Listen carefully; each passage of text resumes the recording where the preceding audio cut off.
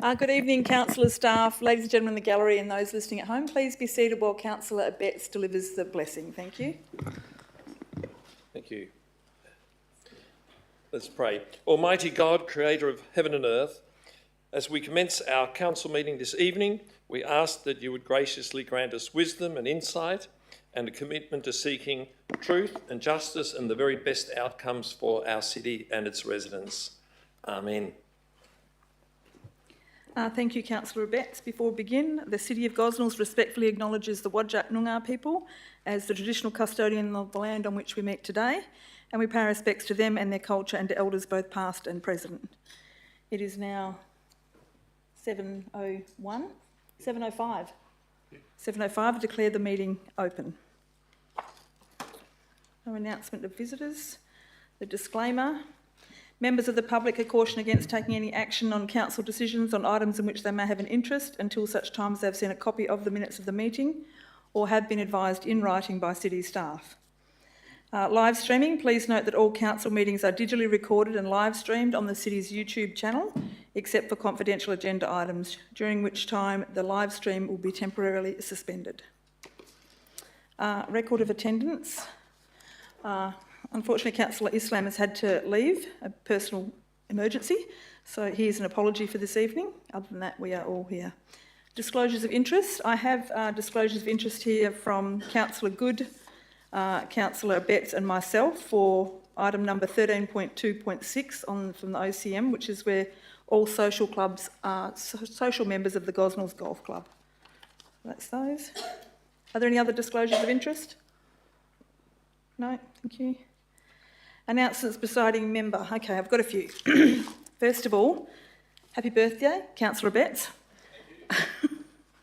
Also, I'd like to let Council know that we received a letter this week from Governor-General Sam Moyston. I might just read it because it's a really nice letter, and as you all know, we had her here to visit just recently. So, dear Teresa, I'm writing to thank you for hosting such a memorable community gathering during my first visit to Western Australia as Governor-General. I was impressed by the unmistakable warmth of community and connection and the diversity of endeavour, achievement and services represented. I thoroughly enjoyed meeting the local student leaders, members of the football teams, the Women's Shed, First Nations community, faith-based groups, small business owners and many others. Each showcased your vibrant, optimistic community, and it was a privilege to listen and learn from them. The success of the event wouldn't have been achieved if it weren't for all the support staff, and I would be grateful if you would extend my appreciation and congratulations for their incredible efforts. Thank you again for providing such a memorable and meaningful occasion for all involved. Yours sincerely, Sam Moyston. So that was very nice of her to write to us to thank us, and she was wonderful to have here as well, as you would all know. So, also let you know that Mrs. Patricia Morris has...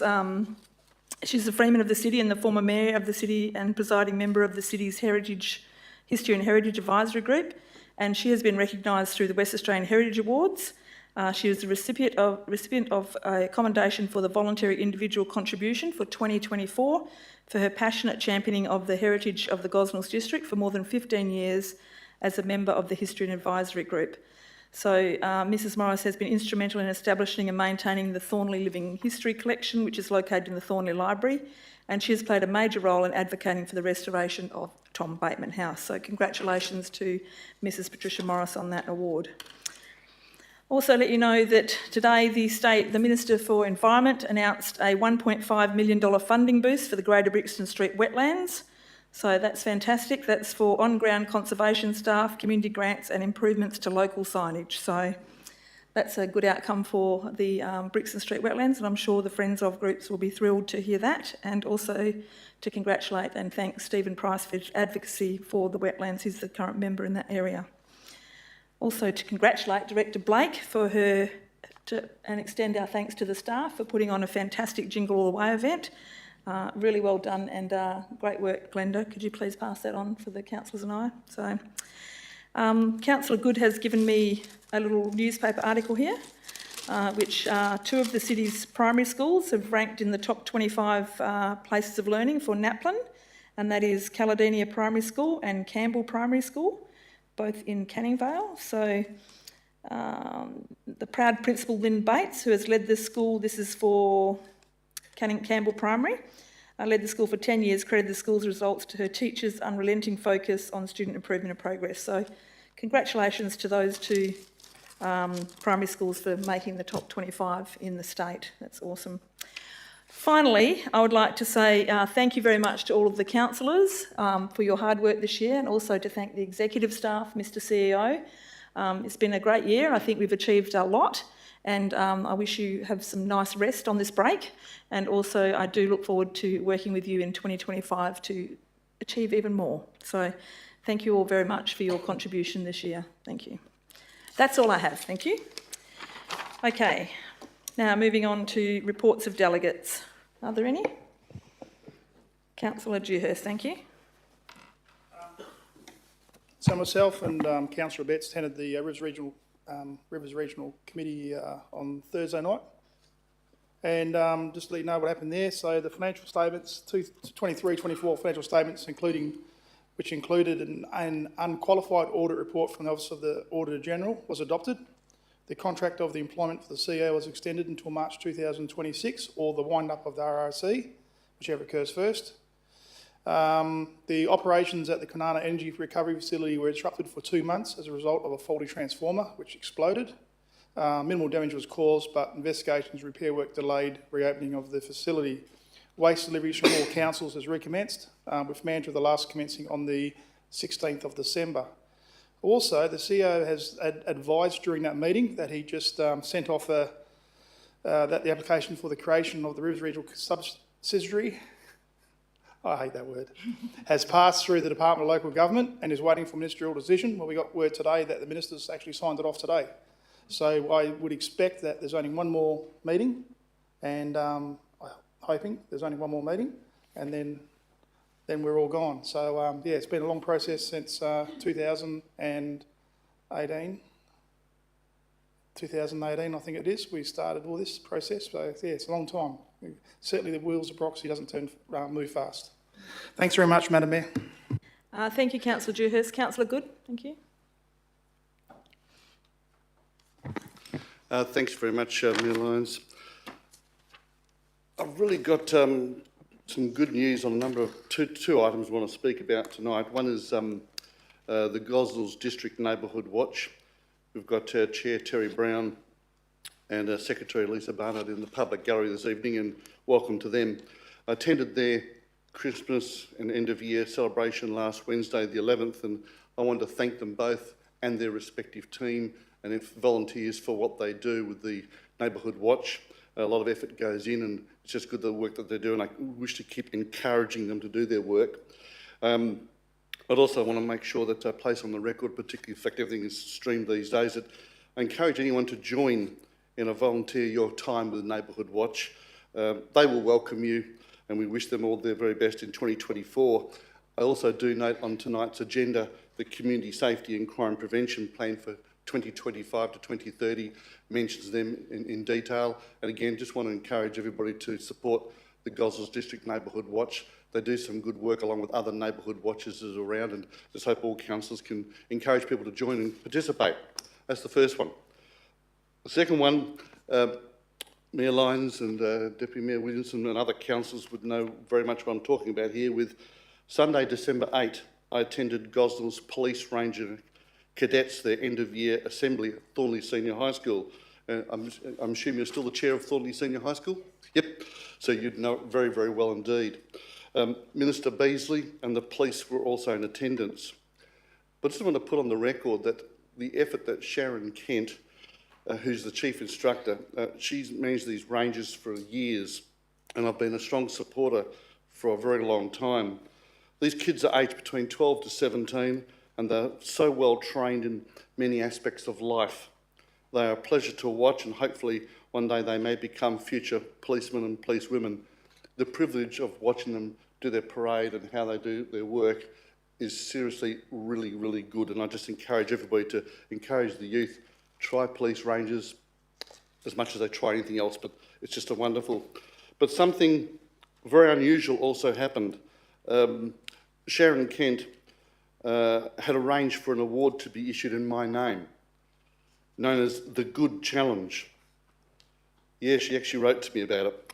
whereby the cadets perform a range of tasks to find a winner. Naturally, I was quite chuffed about this, thinking I'll award my name the Good Challenge. Things like polishing your boots and raising a flag and organising this and organising that, a 10-point challenge, and I was quite blown away by it. But they did a range of tasks to find a winner, and I had the pleasure of awarding this trophy for the very first time. So it's going to be an annual award called the Good Challenge. I just want to place on record how thrilled I was to have an award issued in my name.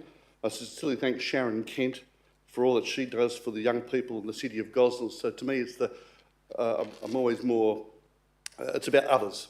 It's about what they do and their effort. I just do little pep talks occasionally to rev them up, but they're pretty good in their own right. And I just want to make sure that she takes a bow, Sharon Kent and the Gosnells Police Ranger Cadets take a bow for their efforts, and I hope many parents take the opportunity to enrol the children into the Gosnells Police Rangers.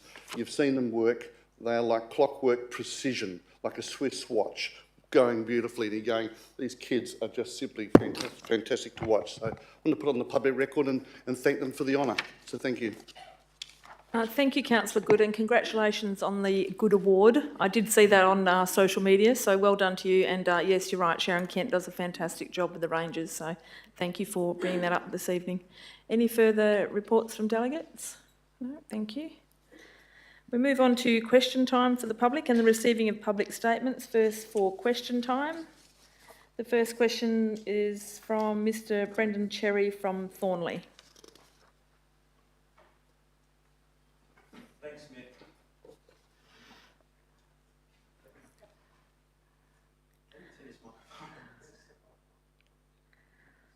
Looking very festive, Mr. Cherry. Well done. Got the microphone?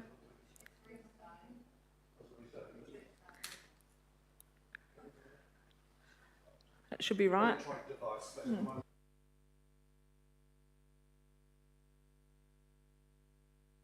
It's just flashing for the minute, so if you want to just speak, you've got a good voice, so.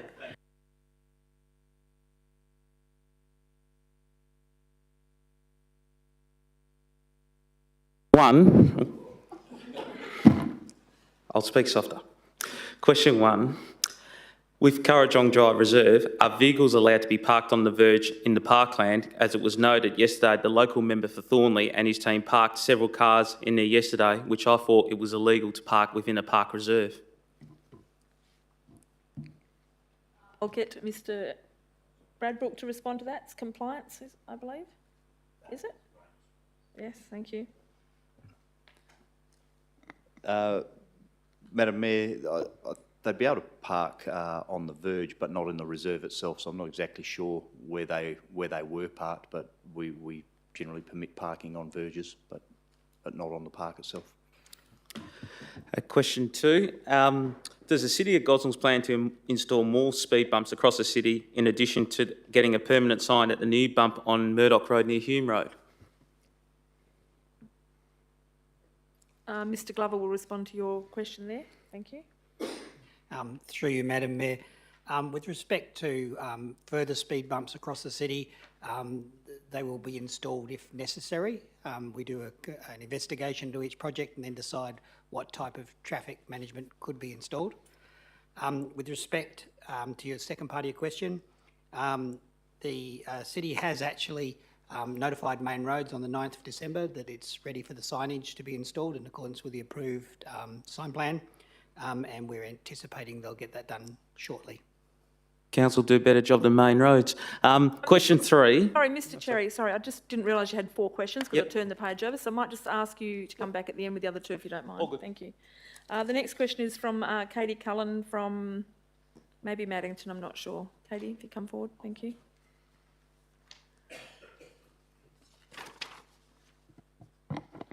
Thank you.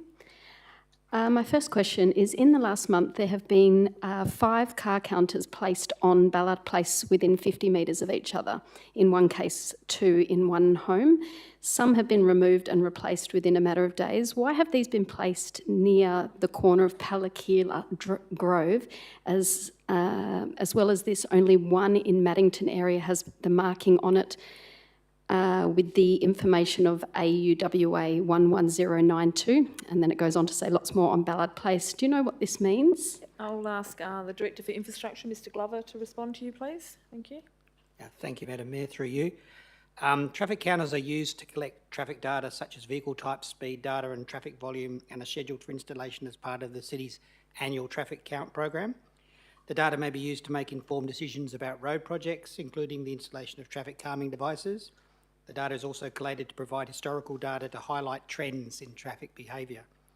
Occasionally, we share this data with the police to support speed enforcement campaigns. And in terms of the labelling, they have reference numbers that are put on by the contractors, so they can actually identify which counter is which. Perfect. Thank you. Ms Cullen, I noticed that you've got 3 questions. Does that answer your third question as well? Yeah, it's very similar, so Yeah. I'm happy just to go with the second one if that's okay. Thank you. Thank You you. asked the second one. Thanks. Yes, it's about the urban greening grant, which is in creating habitat at Harmony Fields. I'm a resident of Putting Green. Would you be able to clarify why the greening grant does not include the land directly on Putting Green? It would be a massive benefit to the homes already there, and it's stated that over 52,000 plants will be planted.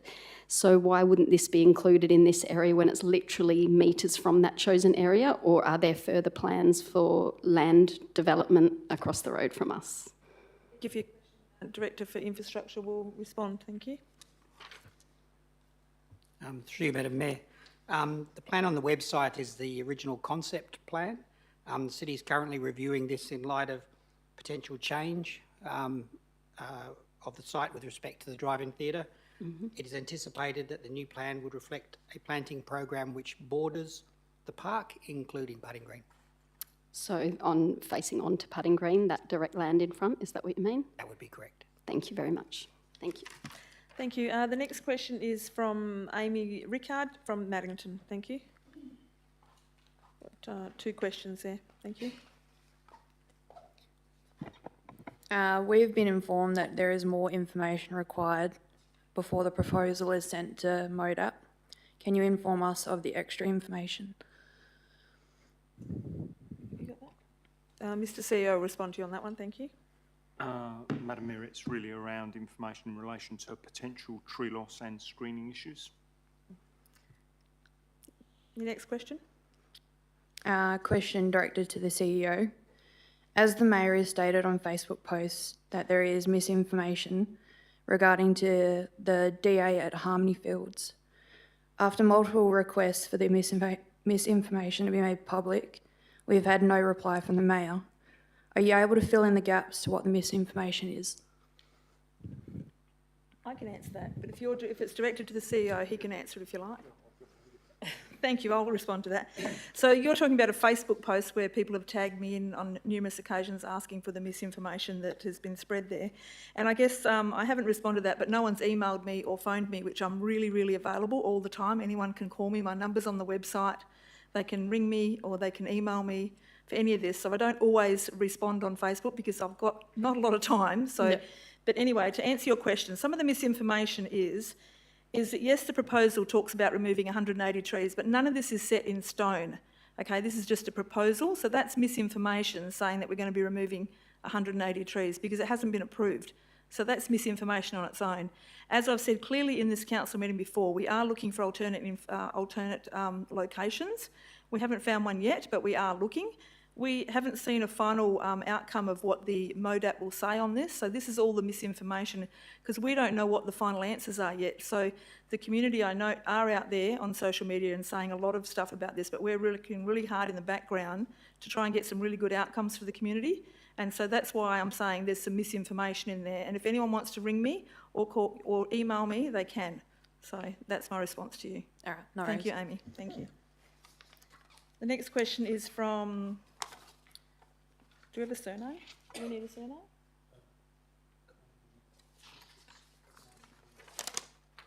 Kylie Webster. Kylie Webster from Maddington. Thank you, Kylie. Just 2 questions initially, please. Yep. Thank you. First question is, what are the financial costs to the city in accommodating the proposed drive-in cinema? For example, earthworks for drainage, any relocation of city infrastructure, upgrading the Alcock Road, Gosnells Road West roundabout, or traffic management? Thank you for your question. Mr CEO will respond.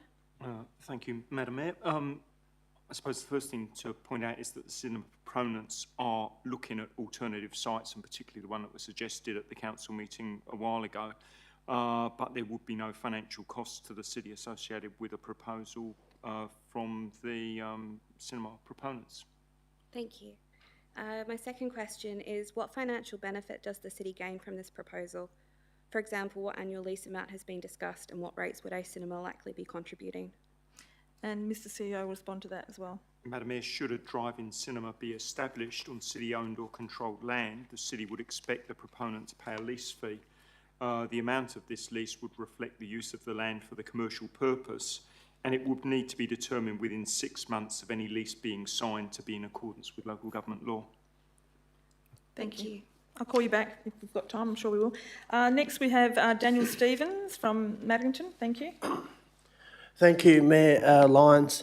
I just want to ask about the decision-making about the Splash Aquatic Centre. You know, obviously you're a very smart lady, being a former real estate agent, but I can't understand why we're going to go from the Splash Aquatic Centre from a central place in Thornley over to Sutherland's Park, which isn't close to anything. The thing doesn't make sense. And I'm not having a go at you because I've voted for you 4 or 5 times. So I'm pretty supportive of you, so don't take that as a personal criticism. So what I'd like to find out is, why has the city not put together a plan to have 2 aquatic centres in the city of Gosnells, similar to what the city of Canning has? Thank you for not directing that at me personally, because I don't have power to make a decision by myself at all, just so you know. Also, we're having trouble getting money for 1 aquatic centre, let alone 2, but well, the Mr. city CEO, of Canning's got 2. City of Canning has got a lot more resources coming in than what the city of Gosnells does, Mr. Stevens, but Mr. CEO will give you the technical response to this. Thank you. I don't think I can add much more to what you said, Madam Mayor. I think let's try and get one and then we can think about another. Yes. Okay, I've just got another question here about libraries. As you would know, our neighbour, the city of Calamunda's opened up a library at the Forestfield Shopping Centre, and it's been a huge success.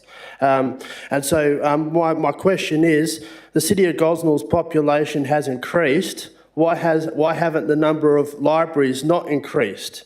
And will the city of Gosnells look at opening up a library at Maddington Metro, similar to what the city of Kalamunda has done with opening a library at the Forestfield Shopping Centre?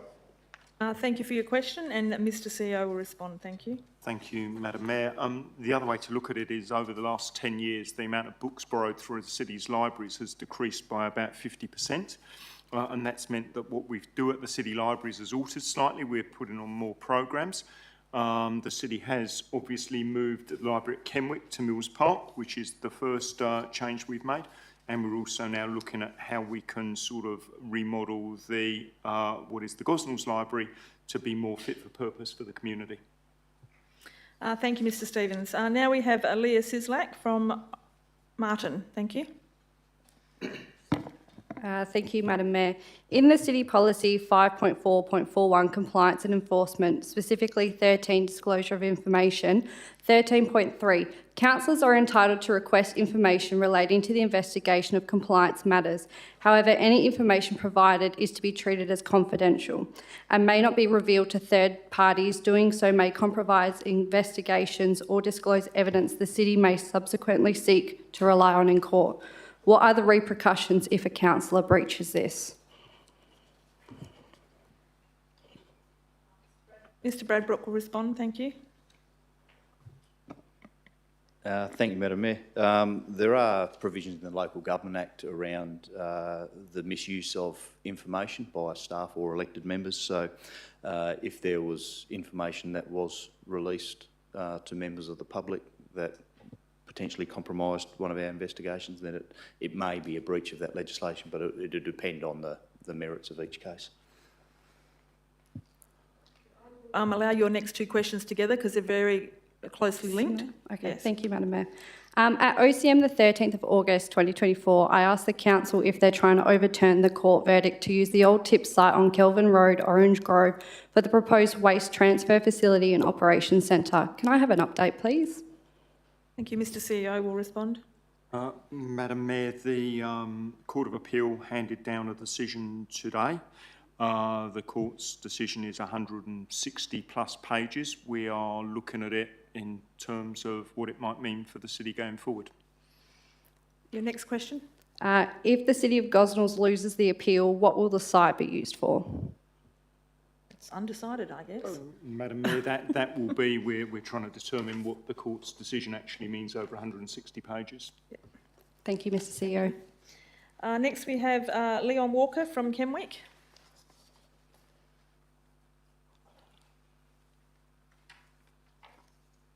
Thank you, Madam Mayor.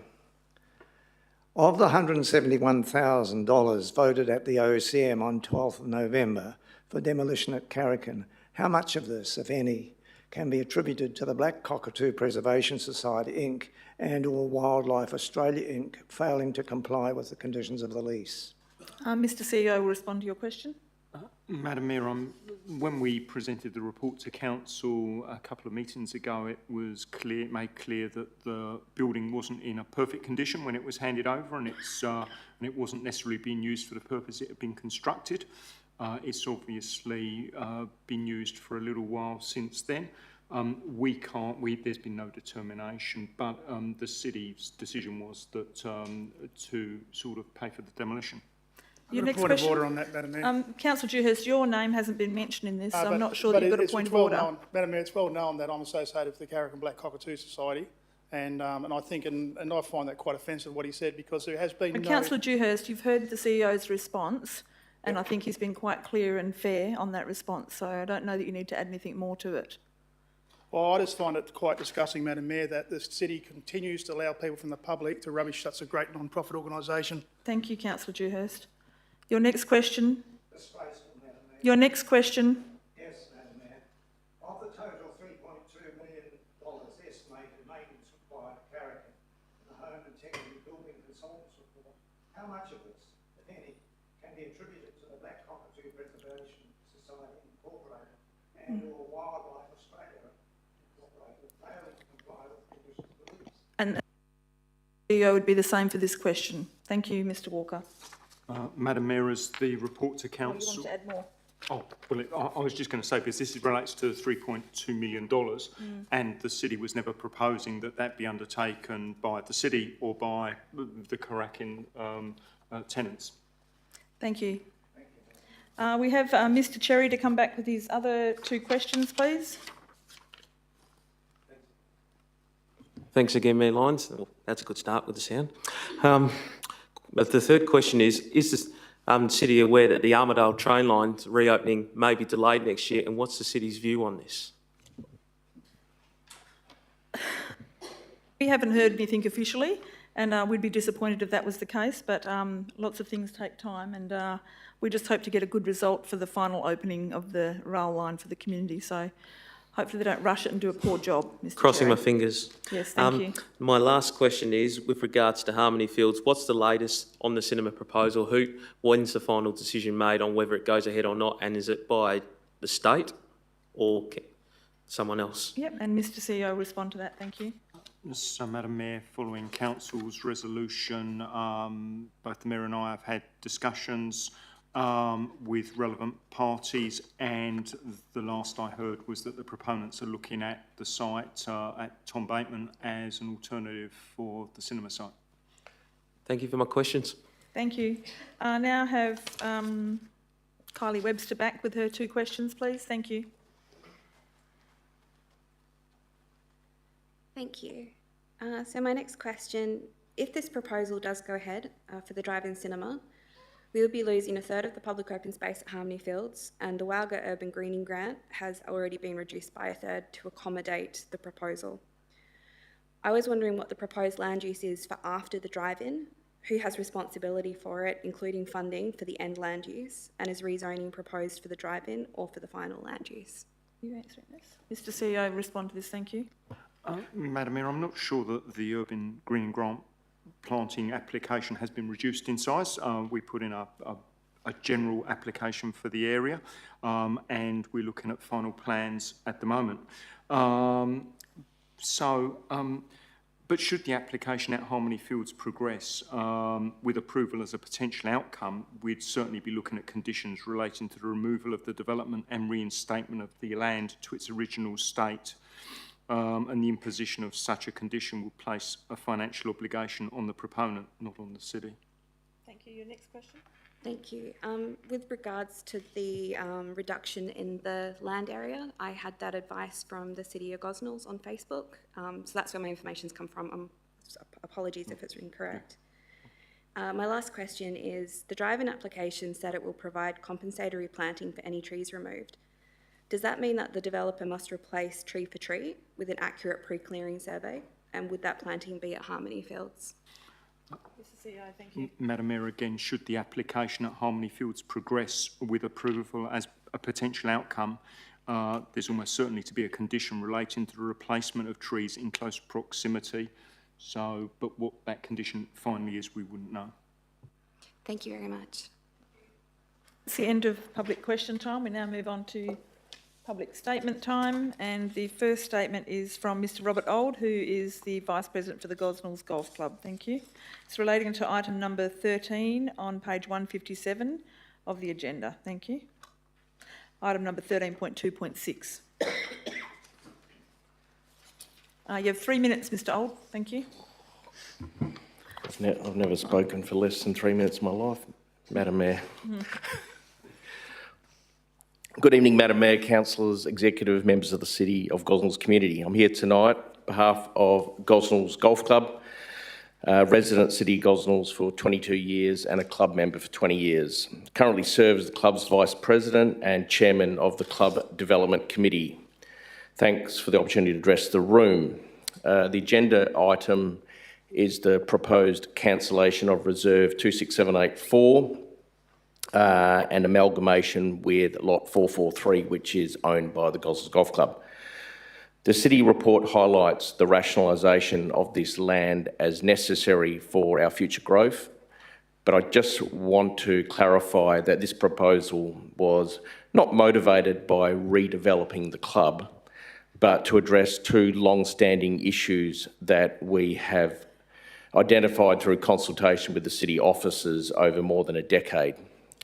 Firstly, the club currently lacks legal access to the land in which the clubhouse is located, which is Reserve 751, which includes our car park and driveway. So Reserve 751 is proposed to be purchased by the club and secure our tenure and access. Secondly, rationalisation addresses some liability concerns related to our current driving range. At present, the City of Gosnells bears a level of legal liability for any property damage or potential personal injury which may be caused by stray golf balls. The club has been in its current location for nearly 70 years, and with residential development growing around the club over the past 2 decades, we have changing tensions in the area. The club has worked closely with the City, its officers, to alleviate where possible. Despite temporary measures and ongoing remedial works, the club and City believes a better solution would be utilising an enclosed or netted driving range and a better use of future funds.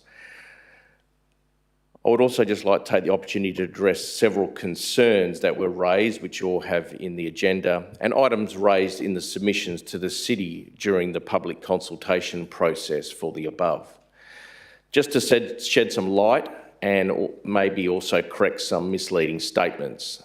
The land is not being gifted to a private club. The land will be purchased from the Crown State at an agreed value. That land is intended to be public open space, and this agenda item is to approve this next phase. Gosnells Golf Club is an incorporated not-for-profit association. We're no more private than the local football, cricket, netball, bowling, pony, soccer, baseball, softball and athletics club. All these sporting clubs are not-for-profit associations just like us, and all have benefited from support from state and local governments, in particular the City of Gosnells. With access to land and Sorry, Mr. Old, I'm going to have to ask you to Okay. Grab like 5 quick key points out of here and finish up, please. Thank you. And we thank the city for that. The club has 78 years been self-funding, course upkeep and paid by members through its annual fees. I just want to highlight the club's strong community engagement. Over the past 18 months, the club has welcomed more than 20,000 guests to social and hosted events. This last Sunday, we welcomed 250 attendees, mainly families and children, to our free kids Christmas party. 90% of attendees are not members. Our Friday night dining, over 8,000 guests in the past 12 months. All right, I'm shortening my speech. Yeah. We're a thriving club, 970 members today compared to 892 a year ago. We are proud, we're diverse, we have 22% female membership, over 100 juniors, 200 house members that enjoy our social facilities. We're this week hosting the IJG Gosnells Junior Invitational, a first of its kind, a world ranking event. Earlier this year, we hosted the Australian Junior Championships. We're grateful for staff recommendations 1 and 2. Sorry, I wasn't sure if you could hear me. Thank you. We'll have to finish you there. Sorry. Okay. Yep, thank you. All right. Thank you. Good try. Thank you, Mr. Holt. Okay. Thank you. Sorry, I have to apply the rules to everyone. Got me into trouble last time I let someone off. Or sometime, don't worry about that. Anyway, moving on. Confirmation of minutes. Can I get a mover, please? Councillor Adams to move that. Deputy Mayor Williamson to second that. Any questions on the minutes, councillors? No? If you could please cast your vote. Thank you.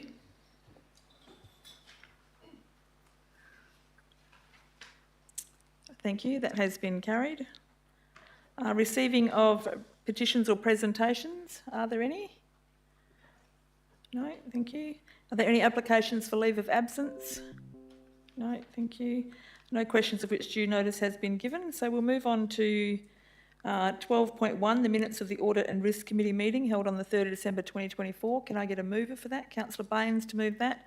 Councillor Singh to second that. Councillor Baines. Councillor Singh.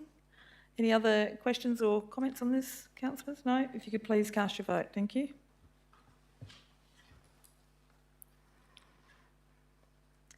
Thank you. That has been carried. Item number 13.2.1, the development application for the family daycare on 26 Wilford Road, Thornley. Can I get a mover for this, please? Deputy Mayor Williamson to move this and a seconder. Councillor Baines to second that. Thank you. Councillor Williamson, would you like to speak to this? Councillor Baines? Would anyone else like to speak to this item? Right, councillors, please cast your vote. Thank you.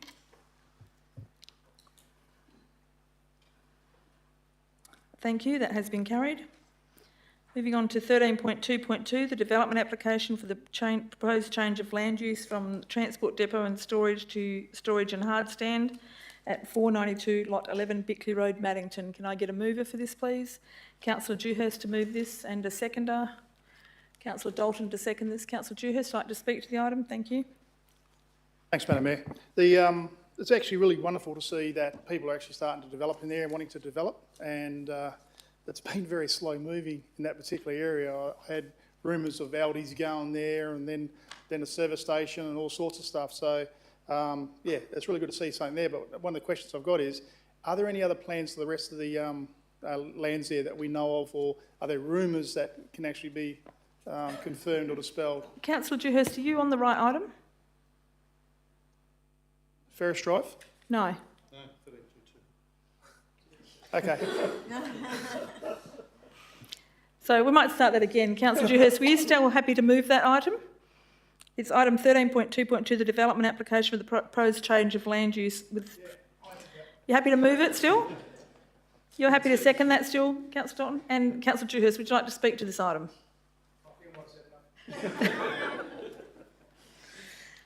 No, Aldi going in there. Would anyone else like to speak to this item? No, councillors, if you please cast your vote. Thank you.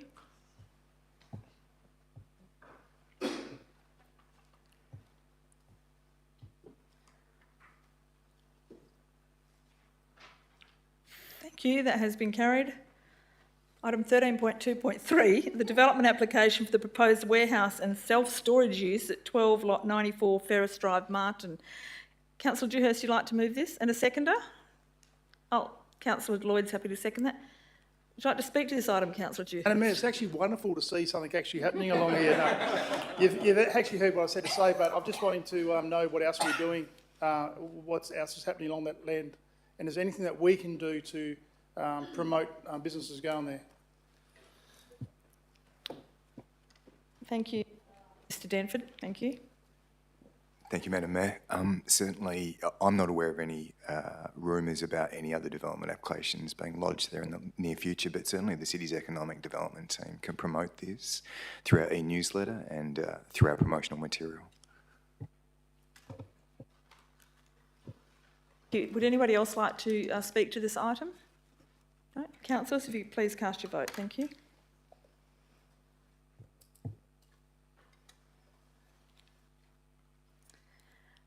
Thank you. That has been carried. Item number 13.2.4, the development application for filling of land at 226 Lot 8 Kelvin Road, Orange Grove. Can I get a mover for this, please? Councillor McDonald to move this and Councillor Adams to second this. Would you like to speak to this item, Councillor McDonald? Councillor Adams? Would anybody else like to speak to this item? No? Councillors, please cast your vote. Thank you.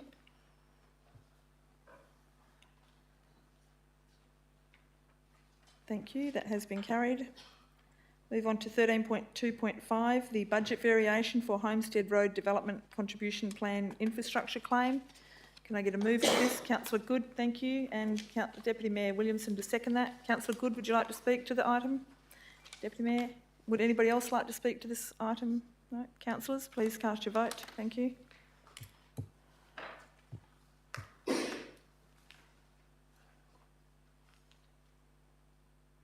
Thank you. That has been carried.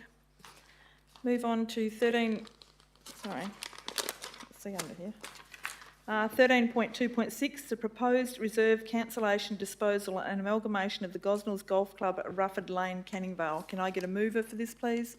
Councillor Good to move this, Councillor Betts to second this. Councillor Good, would you like to speak to this item? Yes, thanks very much, Mayor Lyons. I'm very much in support of the item. In our briefing, we were able to ask some questions to get some information, and obviously we've heard from the Vice President, Mr Old, speak on behalf of the golf club. Over the years, watching the golf club operate with this land at such awkward parcels, to me it just tidies it up. It makes it simple.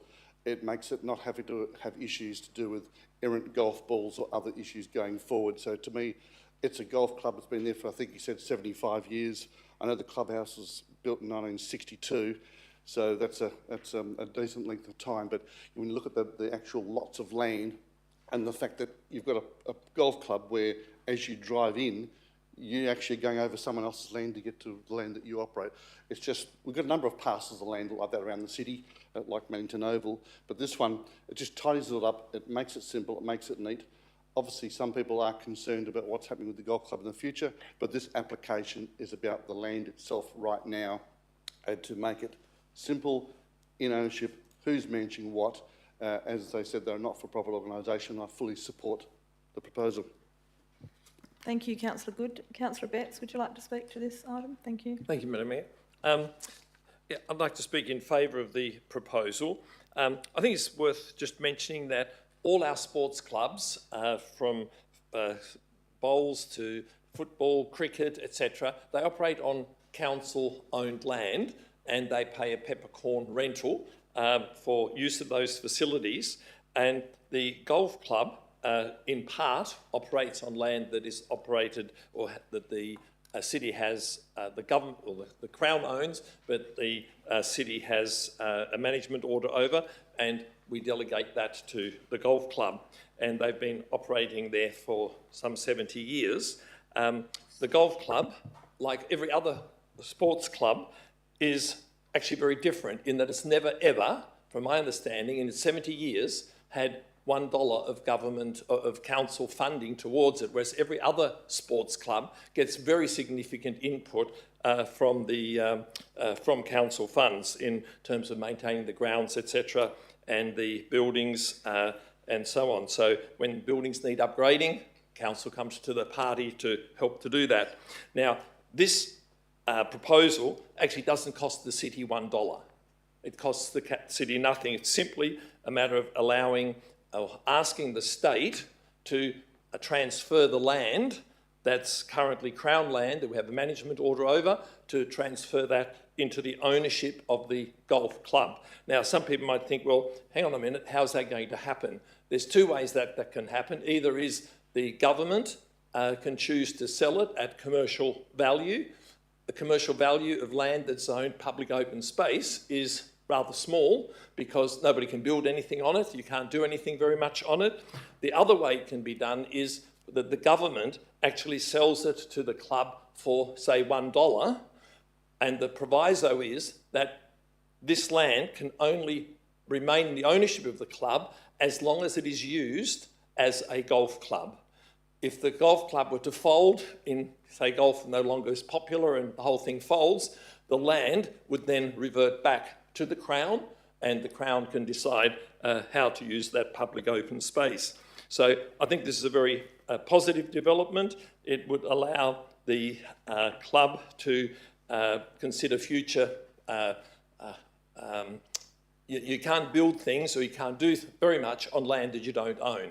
And particularly if you want to finance some buildings, for example, an indoor driving range, for example, if that's to be built on land that you don't own, no bank will lend you money for it. But if it's in your ownership, even though it may revert back to the government in the event that it's no longer used as a golf club, that then enables the bank, or makes the banks more friendly towards lending money to a not-for-profit incorporated association. So I think there's some real benefits to this for the club, and the club is certainly an important part of our community sports infrastructure and facilities in the city. So I commend these 4 recommendations to my fellow councillors. Thank you. Thank you, Councillor Betts. Would anybody else like to speak to this item? Deputy Mayor Williamson, thank you. Thank you, Madam Mayor. I would like to move a procedural motion that reads, I, Councillor Serena Williamson, propose that this item under consideration be deferred for discussion at an elected members' workshop prior to 31st of March 2025 for the following reason. There is no statutory timeframe prescribed for council to make a decision on this item, and it has generated significant community concerns that council should consider further. Discussing the item at a workshop would provide the opportunity to explore all of the potential options and implications prior to making a final determination. Thank you. Seeking a seconder. Councillor Lloyd to second that. Councillors, do you please cast your vote on... Are you going to speak to it? Yeah. Do you get to speak to it again? Okay, carry on. Thank you, Madam Mayor. So I think the Gosnells Golf Club has been a great club within our community, been there for over 70 years and operated under this current land holding situation. What I would like to see is this to be here for another 100 years, so 170 years as a golf club. So I just think we need to take a moment to make sure that we consider everything that the community has said, all the concerns about trees, all the concerns about land holdings being transferred over, and make sure that we know that we're making the best decision for the future, that we're not selling off a parcel of land that can never come back to the city. And under different management committees or different boards of the golf club, anything is possible. So I think we owe it to our community to safeguard that this is going to always remain as a golf club. Councillor Betts has discussed situations that it could be reverted back to the Crown, but nowhere in the report is that suggested. So I think that's a really good, if that could happen, it would be a really good thing. So I think that would be worthwhile as a condition if we were to do that. But I think we need further discussions. There's questions. The community consultation, the feedback was really unexpected. So I think we owe it to them to listen and consider this further. Thank you. Thank you, councillors. As this is a procedural motion, there's no debate on it. You are required to cast your vote on deferring the item.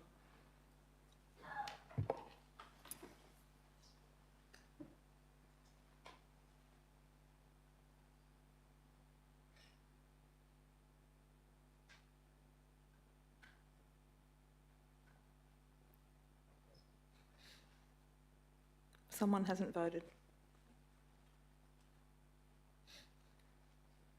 Everybody please press their button again. Councillor Good's pressing it, but nothing's happening. It's happened now. That procedural motion has been lost, Deputy Mayor. Moving back to the original item, is there any further debate on the original item, councillors? Councillor Williamson can't speak to the original item now, can she?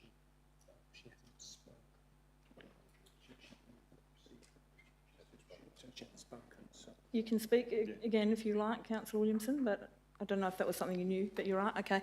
Councillors, if there's no further debate, did you want to close, Councillor Good? Thank you. Thank you, Madam Mayor. I do want to close on the point that actually Councillor Betts made some very profound statements, and I want to echo those particular comments. But yeah, this is a club which has had no council monies ever, period, and they do such an excellent job. And yes, I certainly declare my involvement as a social member, like three of us are in the room. But it's actually just such a beautiful club and so well managed from observation. I don't play there, so I don't use it that well. But it's just a great club and so well managed. And from my observation, I'm thinking an opportunity just to tie it all up. So to me, it just makes logical sense, and it's a chance to put on the public record that it's almost one of those jewels in the crown of the city of Gosnells, our only golf course, and it is a stunningly beautiful golf course. It's as simple as that. So thank you. Thank you, councillors. Please cast your vote.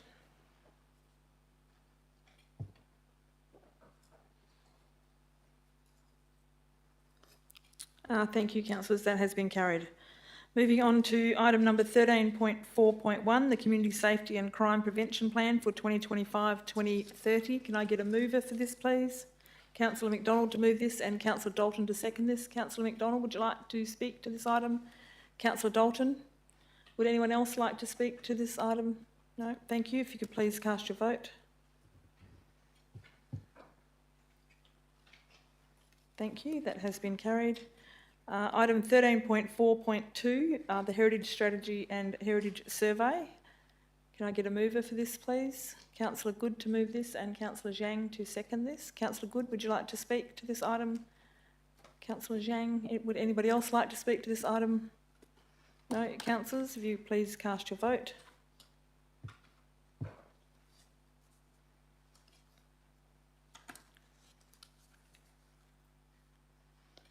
Thank you, councillors. That has been carried.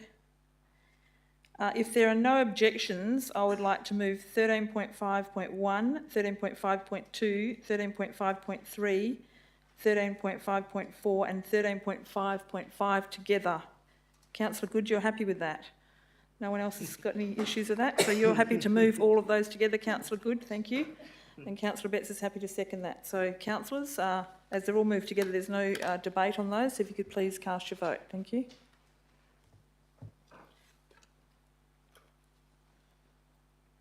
Thank you. That has been carried. Moving item number, 13.5.6, the bad debt write-off from Fines Enforcement Registry with the Perth Demolition Proprietary Limited.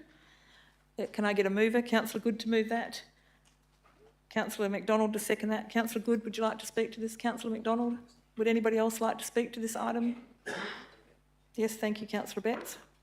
Madam Mayor, just for the benefit of those that perhaps in the public gallery and also for those listening at home, we're not easily writing off debt, but this is a debt which is basically uncollectible because it's been on the Fine Enforcement Register for over, I think, 8 years, and the business no longer exists. So there is really no legal method of recovering the money, and we don't want to resort to illegal methods of recovering money. So, thank you.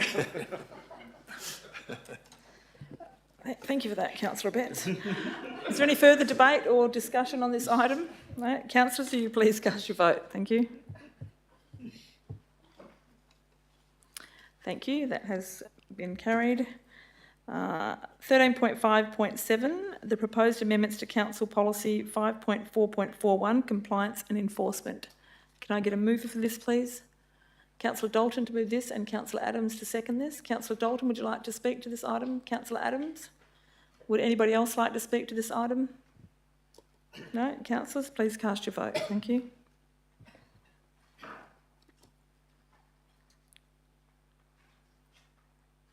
Thank you. That has been carried.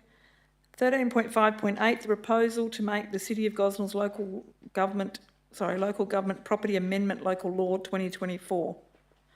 Can I get a mover for this? Councillor Williamson, Deputy Mayor Williamson to move this and Councillor Good to second this. Deputy Mayor Williamson, would you like to speak to this item? Councillor Good? Would anybody else? Councillor Dewhurst, thank you. Just so I'm on the right one, this is the right for people to protest? Yes. Okay, good.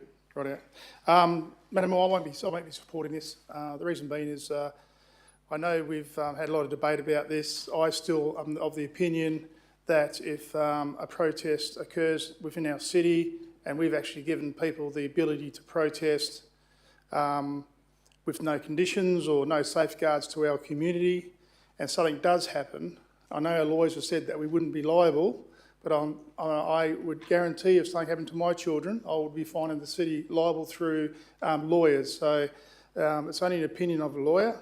I do believe that if we give open slather for protests that may cause injury to people within our community, we are going to be seen at fault. And it's a litigious society out there currently at the moment. And I think we are kidding ourselves to say, well, yep, you can go do it, and our lawyers will protect us. Well, they won't protect you, Madam Mayor, I tell you.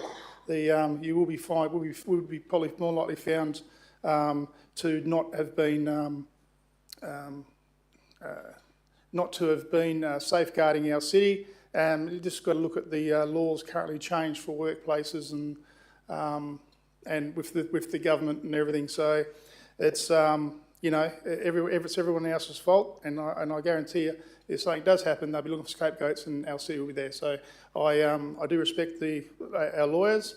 However, I do believe they got it wrong this time, and we need to actually put in safeguards for our community, because that's who is actually people have voted for us to safeguard the community, and to tell any group from anywhere that they can come and protest in our community, and possibly with hate speech or actual violence or anything like that. I think we're dropping the ball here, Madam Mayor, so I won't be supporting it.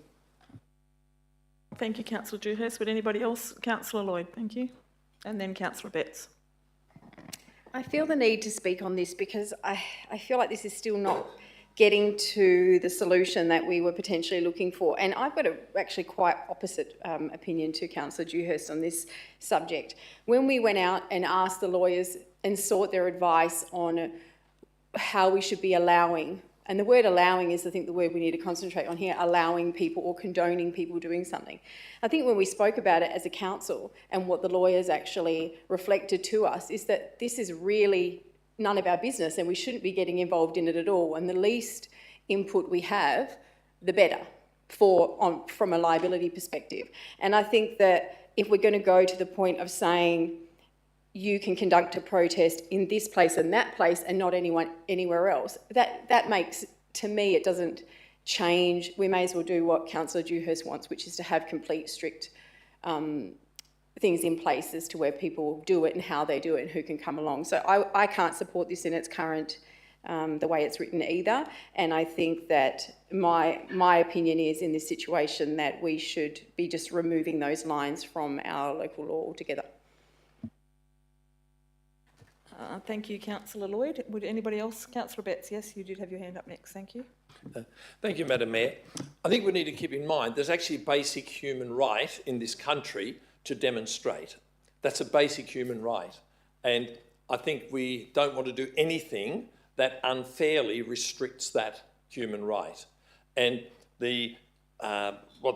as I understand this proposed local law to be saying is that there are certain places where you cannot demonstrate, in the sense, for example, you can't demonstrate on the football oval because that's where people play football and we don't want any conflicts there. But in several locations where there is there's open space, that's where people could exercise that right. We don't say they have to exercise that right, but we're just simply saying in certain areas in this city, you cannot do that.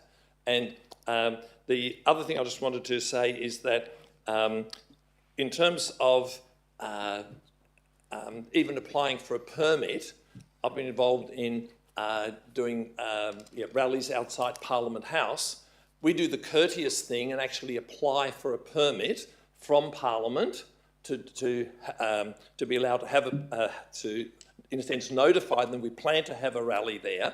But the fact is that if another group turns up who has not notified Parliament, has not notified the police, they actually have a legal right to be there and we can do nothing about it, even though we have actually done the right thing and sought permission. So we just need to be aware of those legalities, that the right to demonstrate is a pretty nebulous kind of thing. It has very few restrictions around it, but the law is very clear that, for example, if Councillor Dewhurst's kids get hurt by someone, that's actually not the council's responsibility. That is the person who committed that crime. That becomes that person's activity or his actions, and they are the ones that are responsible. If somebody gets murdered on the streets of Perth, the City of Perth has no liability whatsoever. It's the person who committed the crime. So I think we just need to kind of keep things in perspective, and I think that by limiting where demonstrations can take place, I think is advantageous in the sense that we did have an application, for example, or a request to have a demonstration on Sutherland Park, which is quite inappropriate because we've got sports people playing sport there on a Saturday morning. We don't want a demonstration there, but in a place where there is no sport activity, a passive kind of location, that's the kind of place where if you want to exercise your democratic right to demonstrate, that would be an appropriate place. So I think this is, I think this meets the right kind of balance. Thank you. Thank you, Councillor Betts. Would anybody else like Councillor McDonald to speak to this item? Thank you. And then Deputy Mayor Williamson. Thank you. Thank you, Madam Mayor. Just on the point that Councillor Betts makes about it being a human right. If it's a human right, then council will neither have a role to advocate for or against, because it's a human right. I don't think this our council has a role in apportioning space or not apportioning space. I think we're buying into something that we have no need to buy into at all. So I agree with Councillor Lloyd, and I don't support this motion. Thank you, Councillor McDonald. Deputy Mayor Williamson, thank you. Thank you, Madam Mayor. I just have a question. I just wanted to clarify that under the revised local law, that we're not prohibiting it in an area, that we're actually saying those sporting fields require a permit. Thank you. Mr Bradbrook will respond to your question. Thank you. Thank you, Madam Mayor. That is correct. We wouldn't be saying that you can't protest on other locations. It would just be that you would need a permit to do it at some sites. This local law actually doesn't say which sites you may protest on. That will be a decision for council in the future. This just gives council the ability to say, if you want to protest for argument's sake at Pioneer Park, you don't need to get a permit from us. If you wish to protest at Sutherland's, you would need a permit from us. Thank you. Deputy Mayor Williamson, did you want to speak or you? Just a follow-up question.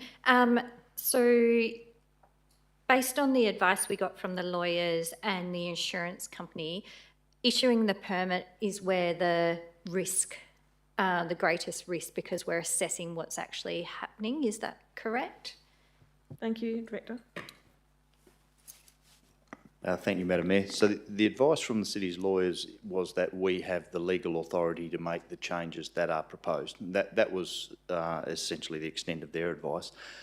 The advice around risk came from our insurers, and that advice was effectively, if we are going to get involved in issuing permits, then that imposes a greater obligation on us to ensure that those events are run safely. So we would need to require things like traffic management plans, emergency management plans, and those types of things. If legally you don't require a permit to hold a protest, then it removes that obligation from the city to make sure that those things are in place. Thank you. I'd like to speak on it, but I would be closing, so if Oh, you anybody moved it, did else... you? Yeah. Okay, sorry. Any further debate on this item, councillors? No.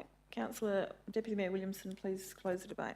Thank you, Madam Mayor. I think there's a little bit of confusion around what this local law is proposing to do.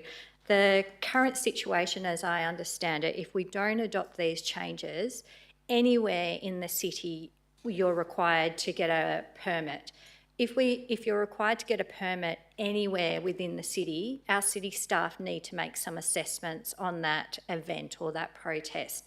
When we're making those assessments, that's when we increase the risk and we're being a party and interfering with their right to protest.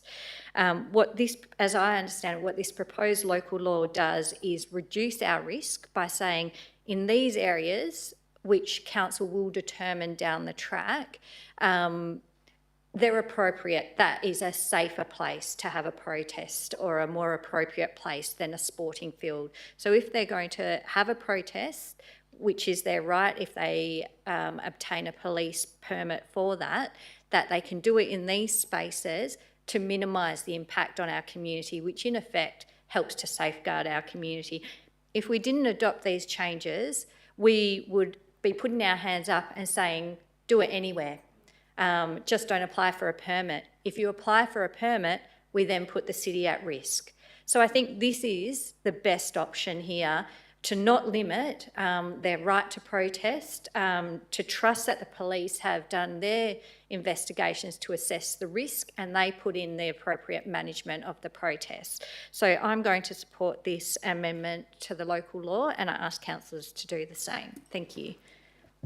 Thank you, Deputy Mayor Williamson. Councillors, if you could please cast your vote on this item. Thank you.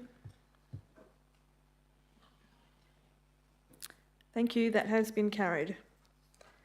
Moving on to 13.5.9, the adoption of the annual report for 2023-24 and the determination for a date of the city's annual electors meeting. Councillor Dewhurst to move that. A seconder. Councillor Betts to second. Councillor Dewhurst, would you like to speak to this item? Councillor Betts? No? I'll just quickly speak to it. Thank you for the staff to put this together. Well done. And I look forward to seeing members in the gallery on February the 4th at the annual electors meeting, where you can ask lots of questions, as many as you like in actual fact, I think. Yes, yes, I'm happy to support this and well done to the staff for this. Thank you. Is there any further questions or anything? No? Oh, they're already voting. Thank you. Please cast your vote.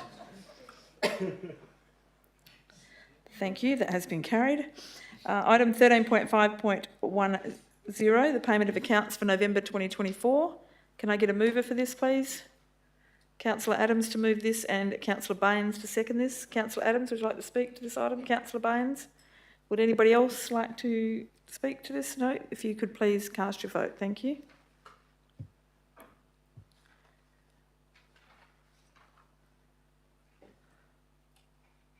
Thank you. That has been carried. 13.5.1, the financial activity statement for November 2024. Can I get a move for this? Councillor Singh, thank you, and Councillor Good. Councillor Singh, would you like to speak to this item? No. Councillor Good? No. Councillors? Anybody else like to speak to this final item for 2024? Councillors, please cast your vote. Thank you. Thank you. That has been carried. There are no motions of which previous notice has been given. No urgent business, no confidential matters. Declare the meeting closed at 8:12. Thank you very much. Thank you everyone in the gallery for coming along. Hope you have a safe break and all the best for 2025. We'll hopefully see you back here then. And to everyone listening at home, thank you very much. Thanks, councillors.